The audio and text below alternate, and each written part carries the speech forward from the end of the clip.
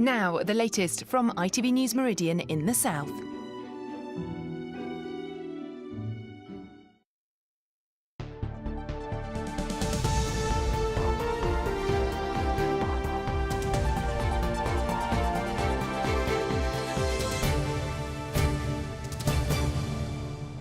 Good evening and welcome to ITV News Meridian. Tonight's headlines in the south.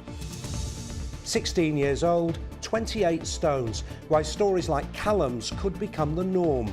An ITV News special on our children's health. A narrow escape. A car crashes through a garden fence and into the bedroom of this bungalow in Burgess Hill. A dramatic comeback. Saints go 2-0 down but fight back to beat Liverpool. All the sports. And Sussex astronaut Tim Peake battles with aliens on the International Space Station. Find out what happens.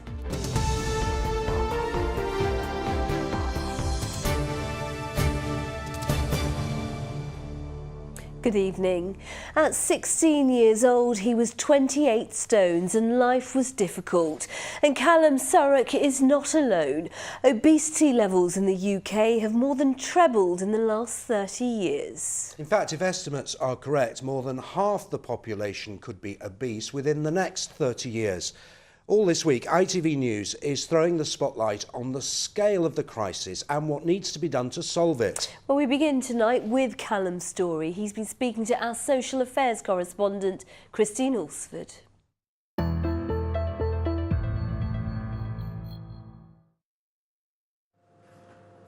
Callum Surrock's daily diet used to be a lethal cocktail of snacks, crisps, fizzy drinks and fast food.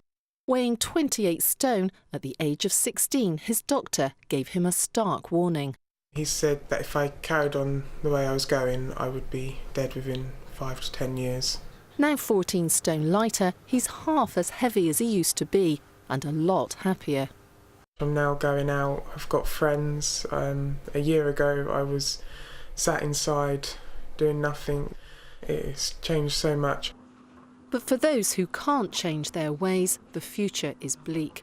20 years ago, type 2 diabetes, typically caused by inactivity and poor diet, was unheard of in anyone under the age of 18. Now several hospitals in the south are treating growing numbers of children. People should not be having type 2 diabetes at this age. You have an increased risk of having a heart attack, increased risk of having a stroke, an increased risk of going blind because of the problems with the eyes, a kidney failure, or indeed amputations. It seems like a wave which we are just starting to see the head of, and the worry is what's coming next. There's no doubt that children's body shapes are changing. A recent survey found the average size of a boy's chest measurement had increased by nearly 4 inches within 2 generations. And waist sizes had grown by a similar amount. It means school uniform suppliers like this one at Eastleigh in Hampshire are having to supersize everything they produce, from PE kits to primary school sweatshirts.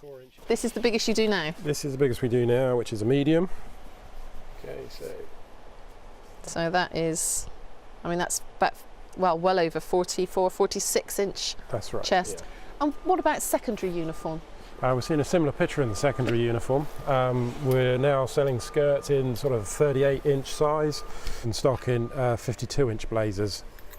A lot more material in that. There's a lot more material, a lot more work goes into making that. Also, obviously, it goes into the VAT bracket as well. So parents have to pay more because it's classed as an adult size? That's right, yes. Latest figures reveal more than 20% of children are overweight or obese when they start primary school at 5. And by the time they're aged 11, it's increased to more than 30%. For 10 years, a national scheme has sent warning letters to parents of school children found to be overweight. But is it helpful or effective? If you received a letter like this, very overweight for their age, sex and height, what would your reaction be? I think I'd be pretty upset, to be honest. I think I'd be quite concerned. I think it's every child's individual and there could be reasons why they're slightly heavier. Different type of letter would be nicer, but no, I would not be at all happy with that. They've actually toned the language down. It used to say your child is obese. Wow. Experts like Richard Tiffin from the University of Reading say real solutions may be tough to come by. I think we have to find a much better understanding of why people are eating badly. So advertising bans might work for some people. Change in the way food is displayed in shops might work for different sorts of people. It's a very serious issue. It's a huge time bomb for the future. A time bomb that means that the younger generation may be the first to have a shorter life expectancy than their parents. Well, Christine is with us now. Christine, in the worst case scenario, where does childhood obesity end up? Well, sadly, for some young people, it ends up in a lot of misery and heartache. People who are overweight are more likely to be bullied and to suffer from low self-esteem.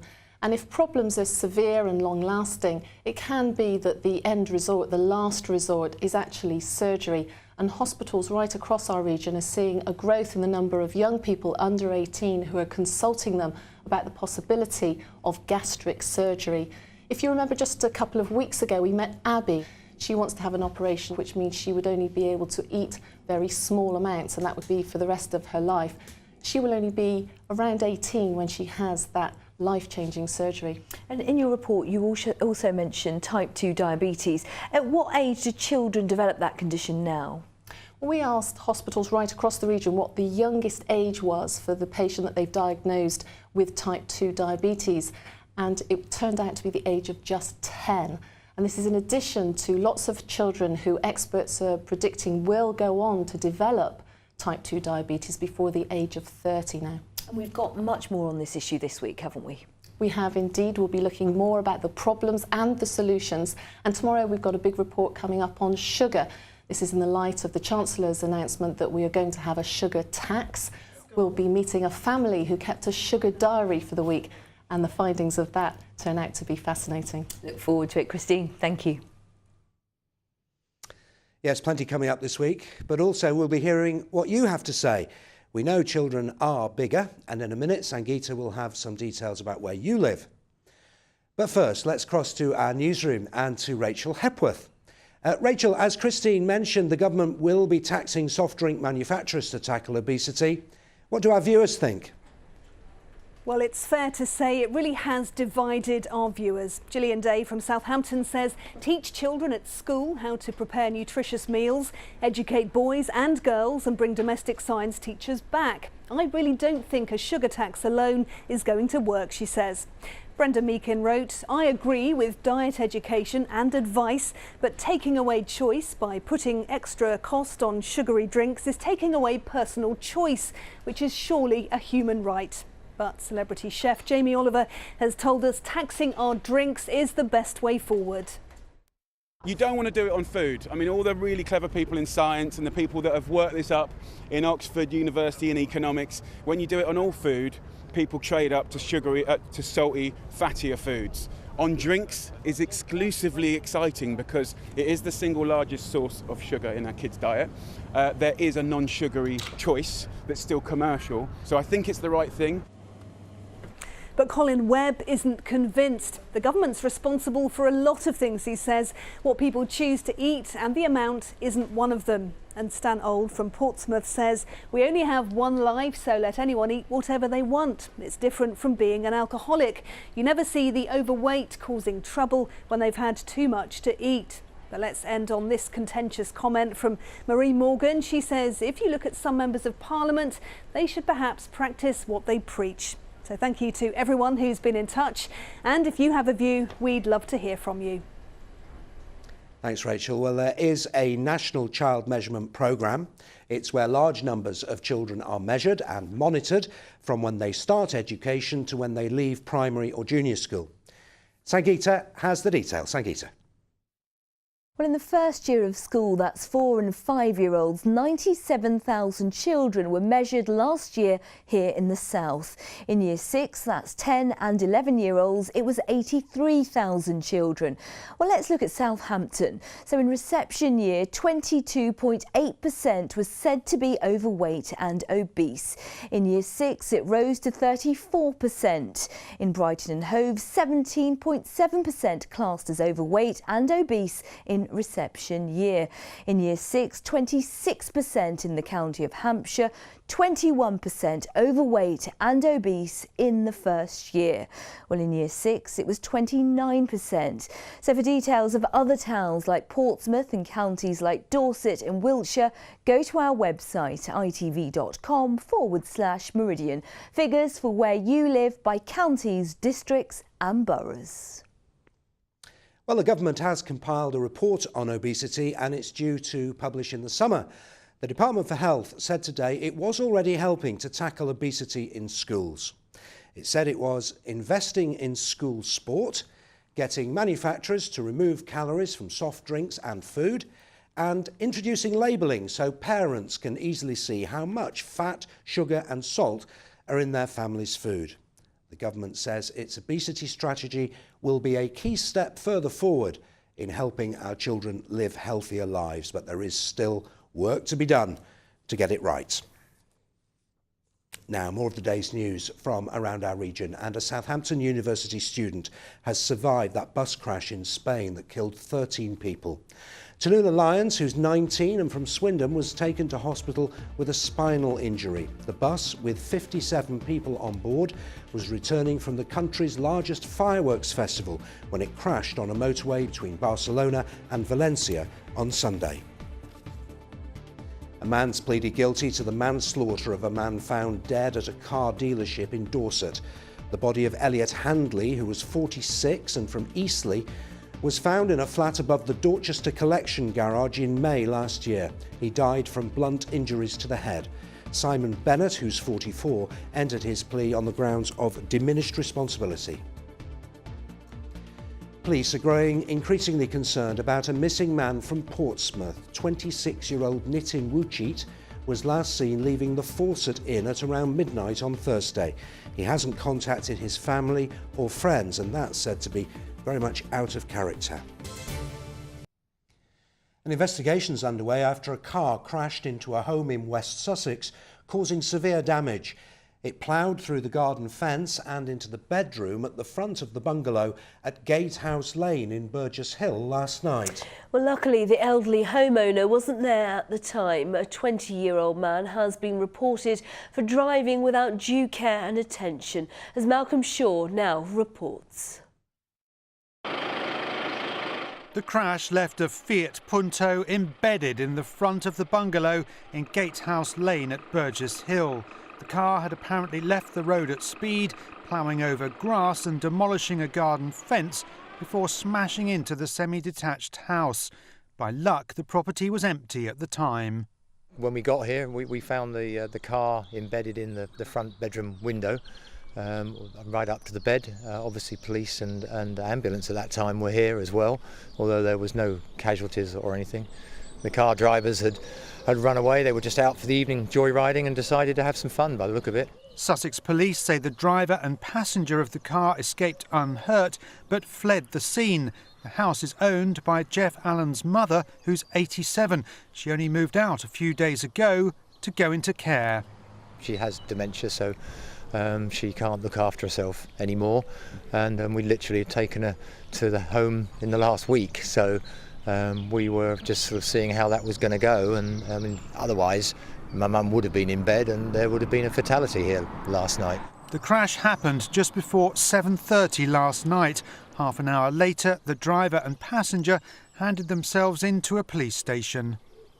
Sussex police say a 20-year-old man from Burgess Hill has been reported for driving a vehicle without due care and attention, driving without insurance and without a driving licence. It's feared the bungalow has suffered serious structural damage. Insurance loss adjusters were due to visit today. The only comfort that the house and the bedroom were empty when the hatchback hit the building. Malcolm Shaw, ITV News, Burgess Hill. Princess Anne's been in Dorset today to open up a new road safety project in Weymouth. She also travelled to Bovington Tank Museum to unveil a new exhibition. This September it'll be 100 years since the first ever tank attack, and the exhibition tells the stories of 8 British soldiers who crewed the tanks during the First World War. The average asking price of a new home has hit a new high. Houses in the south are now being put on the market at an average of £300,000. That's £20,000 more than last year and an increase of £100,000 over the past decade, according to property website Rightmove. Experts say it's down to increased demand in housing combined with lower supply. A new £200 million research ship could be called Boaty McBoatface. The Polar Explorer will replace HMS Endeavour, which is based in Portsmouth. The Natural Environment Research Council invited people to help name the ship, but wouldn't have expected this to get 25,000 votes ahead. They say the final decision will be made by their own panel, but not on the 1st of April. You're watching ITV News here in the Meridian region. Coming up, all the sport with Sarah Gom. Or Sporty McSportface, as we call her. Plus, find out what Sussex astronaut Tim Peake's been up to. For more on all of our stories, you can head to our website itv.com/Meridian. Any views or news, you can call us on 0808 1010 095 or get in touch via Facebook or Twitter.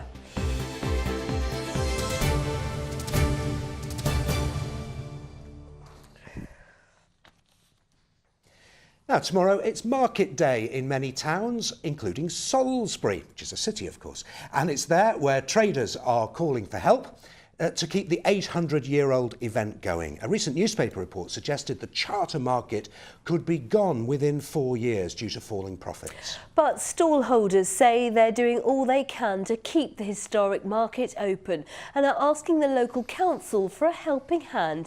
Andrew Pate has more. It's a tradition dating back to the 13th century. Shoppers heading to the square on a Tuesday to buy their produce at Salisbury's charter market. Come and have a taste, ladies and gentlemen, nice and tasty now. They're all fresh in here, they're all handmade. But some stallholders say a revamp 3 years ago has led to visitor numbers dropping dramatically. If you have 10 months of work, 10 months of disruption, then people aren't going to shop in a building site and do wander. No, 50% of the customers still remain shopping, but you lost probably half your shoppers, and we haven't got them all back since. Some reports have said the Tuesday market could be in danger of closing down. I don't think so. I do think that the rents are too high. Our front row out there used to be full because new people coming onto the market, they can go to other markets for a lot less. The enhancement saw tarmac replaced by paving stones, and then market vans were banned from the square. Some stallholders say this causes them real problems when the weather's not good. Traders say the number of people coming to the Tuesday market has dropped, but people we've spoken to here say they'd really miss it if it went. I think we need a market twice a week, but it has been dying off, I think, the market. That's the trouble with it. I don't, for whatever reason, I'm not sure. Yes, no, I think we'd miss it terribly. It's been going a very long time. Traders told me the drop in profits could also have been caused by the recent bad weather, an increase in internet shopping and local parking fees. We've had a bit of a lean time, but you get through it, you've just got to get on with it. We've just got to work hard at it, I think. You know, there is a lot of competition in the high street, isn't there? And we have to do things a bit better than anybody else. The council says the start of the year is often quiet for the market, and they'll continue to work with stallholders to make sure the Tuesday market thrives. Andrew Pate, ITV News, Salisbury. Quite right. That's the real meaning of supermarket, I think. So let's hope they manage to save it. And here we are. We've had a big weekend of sport. And Sarah has all the news. Yes, thank you very much, Phil. The Premier League now takes an Easter break after a dramatic weekend. Southampton manager Ronald Koeman went running down the touchline to celebrate his team's comeback against Liverpool. So Chris Maughan's report begins at St Mary's.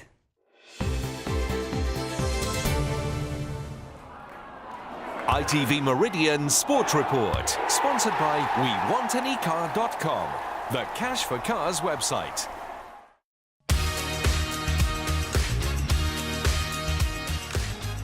More than 31,000 at St Mary's, but Southampton didn't really show up for the first half. Philip Coutinho and then Daniel Sturridge gave Liverpool a 2-0 cushion. It could have been 3, but for Saints keeper Fraser Forster in front of the watching England manager. Victor Wanyama and Sadio Mane were sent on at half-time and helped change the game. Saints were awarded a penalty, and although Mane was denied by the Liverpool keeper, he soon made amends with his first goal for more than 3 months, also against Liverpool. Saints had the momentum, and Graziano Pella produced a special equaliser. 3 minutes later, Mane completed the turnaround, and the manager was on his feet.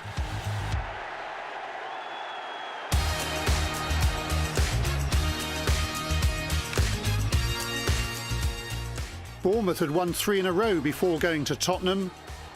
They were behind in 45 seconds, and Harry Kane took his tally for the season to 26 with a first-half double to maintain Spurs' title ambitions. Eddie Howe's team have performed above expectations this season, though this was a day to forget. Chris Morn, ITV News. Well, hoping to join Southampton and Bournemouth in the top flight next season are Brighton. The Seagulls head into this weekend's international break in the Championship's automatic promotion places. Our roundup starts with their win at MK Dons.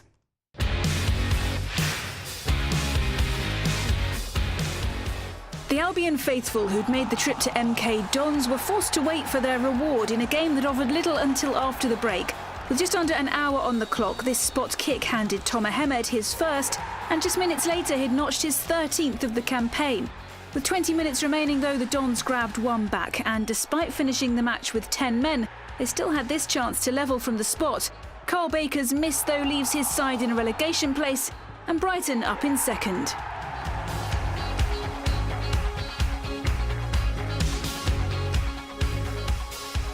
Both Reading's Jan Kermagant and Cardiff's Craig Noon came close to breaking the deadlock at the Madejski. It was, though, the Royals through Gareth McCleary who went one up, but despite claims of an Amiobi handball, the visitors levelled.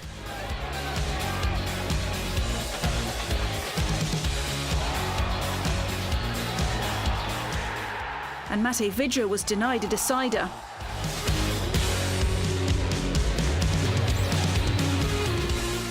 Swindon's Jonathan Obika had the best of their chances to move themselves up the table against Coventry at the Ricoh. Their opponents missed their chance to take a playoff place.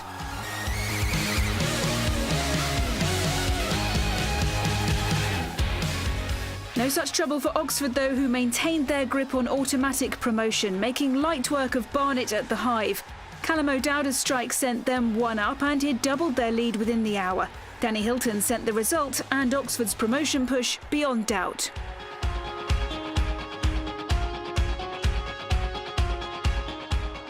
Crawley Town boss Mark Yates described this goalless draw at home to Hartlepool as a fair result, although that view was tested when Sonny Bradley headed just wide with moments to spare.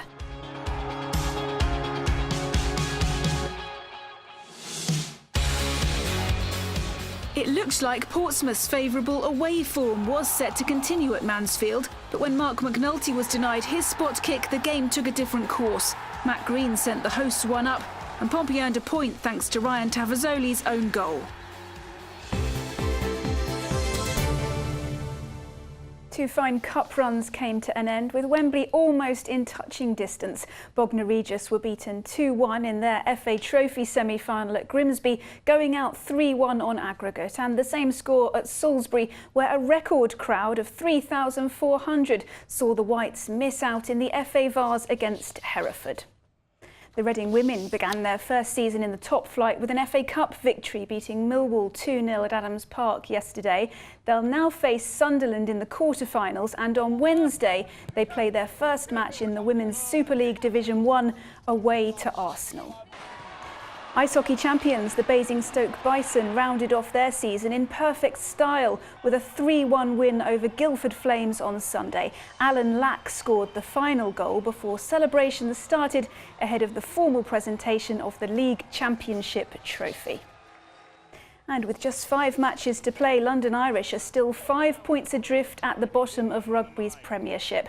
A crowd of more than 17,500 were at Reading's Madejski Stadium to see them beat Gloucester 23-18. It's only one game in a process we need to go through for the next 6 matches. We need to pick up more points to get ourselves off the bottom of the table. Look, I'm pretty proud of the way they performed, but we've still got a long way to go. The 5 games left. Let's hope they can do it and stay up. Fingers crossed, Sarah. Thank you.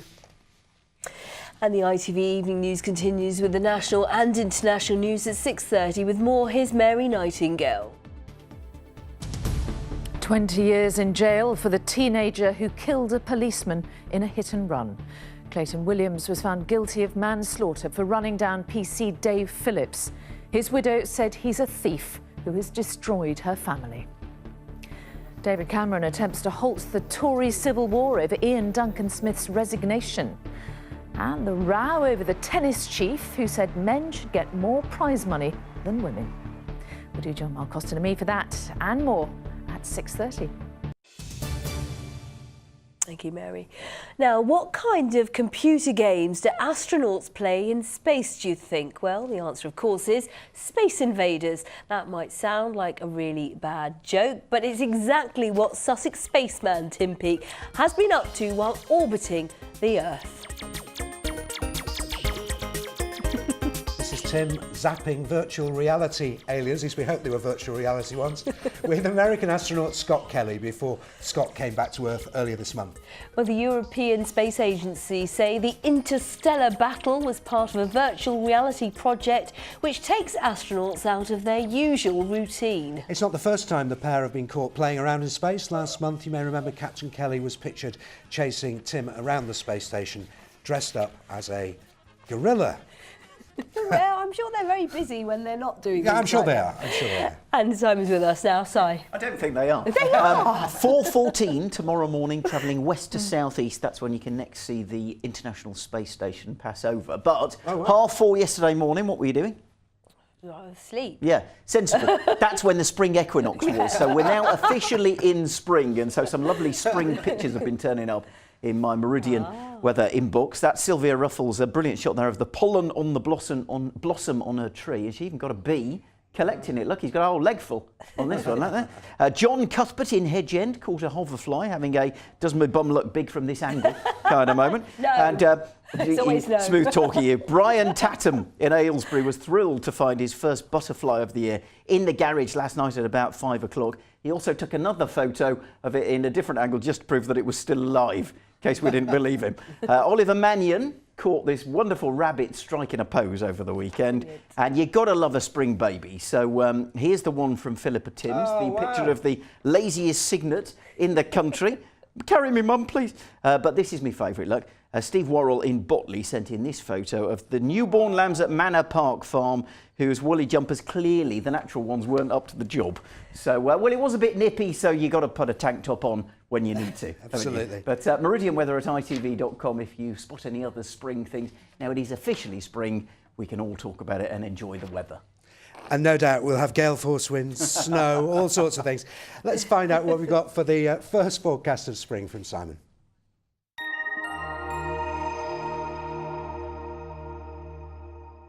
That's us driving on, us driving off in France, and us outside a chateau. Driving to Europe. Eurotunnel Shuttle sponsors ITV Meridian weather. Well, Chris was out and about on the beach at Swanage this morning when the sky was a lovely colour of blue, as were no doubt the swimmers who were brave enough to go into the sea, which at this time of year, temperatures pretty much as low as they can be, quite nippy to say the least. But the air temperature very good because of the high pressure, keeping things fine and settled, low pressure, and the weather fronts out to the west until Thursday when the high loses its grip, and then we get a band of rain coming through, although it should have cleared by Good Friday morning. So Good Friday itself isn't looking half bad. Back to tonight, and there'll be a few clear spells. That's where temperatures might get down cold enough for perhaps a touch of frost. Fair amount of cloud in other places though, and it will be, well, a bit of a grey start to tomorrow. There'll be some bright or sunny spells as we head through the day, but all the while a generally overcast theme, and because of that the temperatures just down a touch, 10 maybe 11, that's 52 in Fahrenheit. But if you do see some blue sky, just like today, should feel quite pleasant in just the light winds. As for your high tide times, you can see in Portsmouth 20 past 10 in the morning, quarter to 11 tomorrow evening. Eurotunnel Shuttle sponsors ITV Meridian weather.